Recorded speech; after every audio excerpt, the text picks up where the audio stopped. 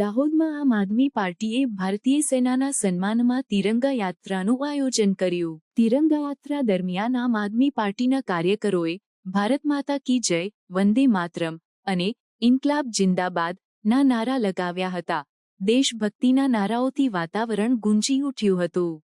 ગુજરાત પ્રદેશ સંગઠન મંત્રી નરેશ બારિયા, જિલ્લા પ્રમુખ રાકેશ બારિયા, લોકસભા ઇન્ચાર્જ ભાનુપ્રસાદ પરમાર અને જિલ્લા એસટી સેલ પ્રમુખ દિનેશ મુનિયા સહિતના નેતાઓએ તિરંગો લઈને યાત્રામાં ભાગ લીધો હતો। આમ આદમી પાર્ટી દાહોદ જિલ્લા પ્રમુખ રાકેશ બારિયાએ જણાવ્યું કે ઓપરેશન સિંદૂર દ્વારા ભારતીય સેનાએ પાકિસ્તાન પ્રેરિત આતંકવાદ સામે બતાવેલી બહાદુરીને સલામ કરવા આ યાત્રા યોજાઈ છે। તેમણે કહ્યું કે સરહદ પર તૈનાત જવાનોના કારણે દરેક ભારતીય સુરક્ષિત છે।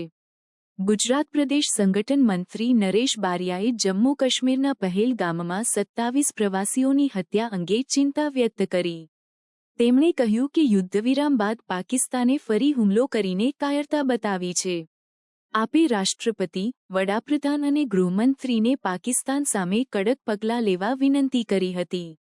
આ યાત્રા દરમિયાન વીરગતિ પામેલા જવાનોને શ્રદ્ધાંજલિ અર્પણ કરવામાં આવી હતી। દાહોદમાં જય હિન્દ કી સેના ના નારાઓ સાથે રાષ્ટ્રભક્તિનો સંદેશ ફેલાયો હતો।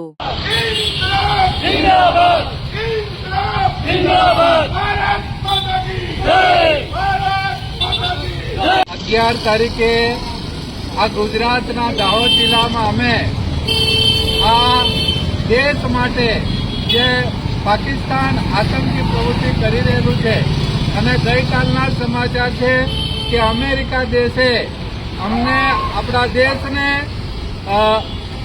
સમાધાન માટે કહેવામાં આવ્યું ત્યારે આપણા દેશની આર્મી પાછળ ફેંકવામાં આવી અને પાકિસ્તાને પણ થોડા સમયમાં 180 મિનિટમાં જ ફરી પાકિસ્તાને ફાયરિંગ શરૂ કરી છે। ત્યારે અમારી આમ આદમી પાર્ટી આજે દેશની આર્મી માટે, દેશના જવાનો માટે જે શહીદ થયા છે એમના સન્માન માટે તેમજ એમના ઉત્સાહ વધારવા માટે અમે આજે દાહોદ જિલ્લામાં ત્રિરંગા યાત્રા કાઢી છે। અમે દેશના જવાનો સાથે છીએ। અમારી જે આમ આદમી પાર્ટી છે પૂરેપૂરી એમને સાથ આપશે।